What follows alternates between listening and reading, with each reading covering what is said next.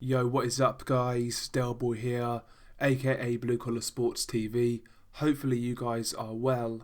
I just wanted to make a quick preview for Gervonta Davis versus Yuriorkis Gamboa.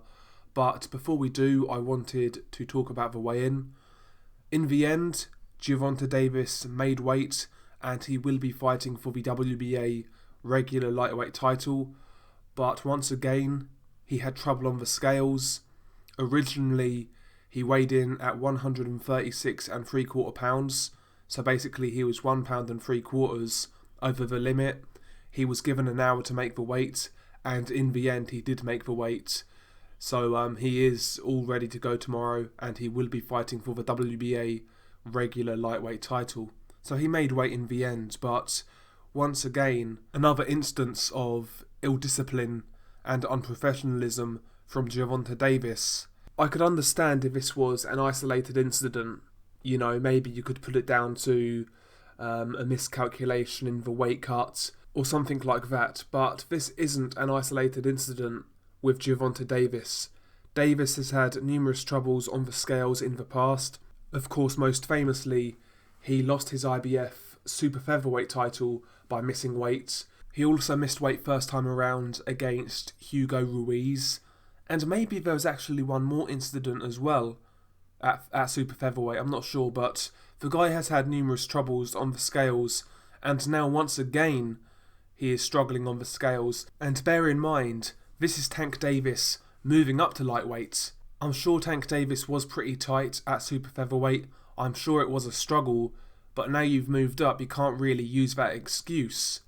And, you know, a lot of us in the past have called Tank unprofessional, the way he lives his life outside the ring, you know, dabbling in alcohol, putting on a lot of weight outside of fights, things like that, and eventually it catches up to you.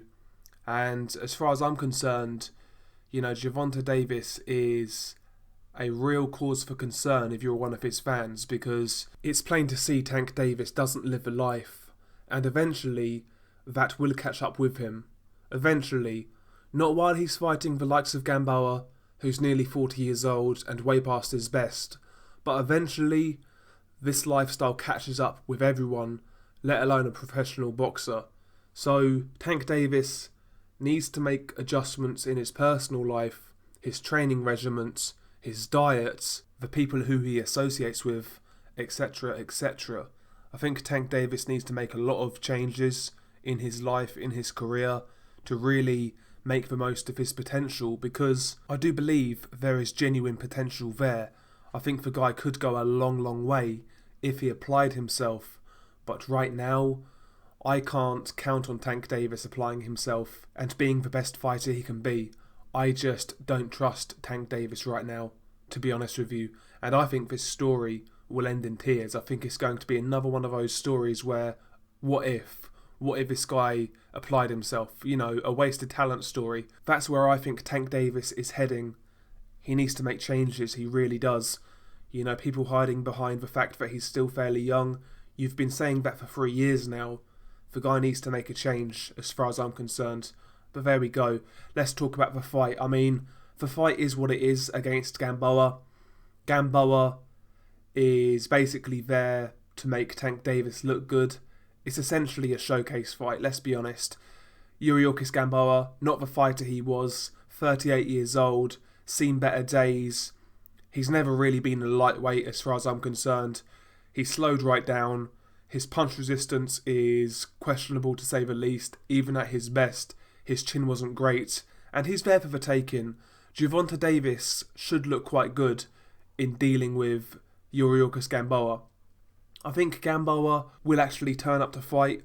I think he'll give it a go, but he'll give Tank Davis too many opportunities to land those big power shots when he opens up. And I think that's another reason why they actually chose this fight, because Gamboa, he does come to throw down. Despite all of his vulnerabilities, he'll throw down. And like I say, that'll give Tank Davis the opportunities to land his big power shots. And potentially this fight could make Tank Davis look like $1 million. He could score a quick, brutal knockout. That wouldn't surprise me at all, to be honest with you. It really wouldn't. And I expect Gervonta Davis to go for Yuriorkis Gamboa fairly early, fairly decisively. I don't really anticipate Tank Davis having any real problems. Might get touched up a few times here and there, because Tank Davis' defence is not the best in my opinion, so he could get touched up a bit early on, but eventually when he finds that range, when he finds the target, he'll make it count, and he'll definitely knock out Yuriorkis Gamboa. Gamboa has no chance to make the distance as far as I'm concerned. And yeah, I expect him to get knocked out in this one. Hopefully it's a good fight, but I kind of seeing it. I see it being a mismatch, to be honest. The fight I'm looking forward to most on this card, as you guys know, is Jean-Pascal versus Badou Jack at light heavyweight. That's a very good fight. That should be a really fan-friendly fight, actually. That's the one I'm looking forward to on this card. I will watch Tank, of course, but yeah, not really expecting any shocks here. Shay, thoughts below? Peace.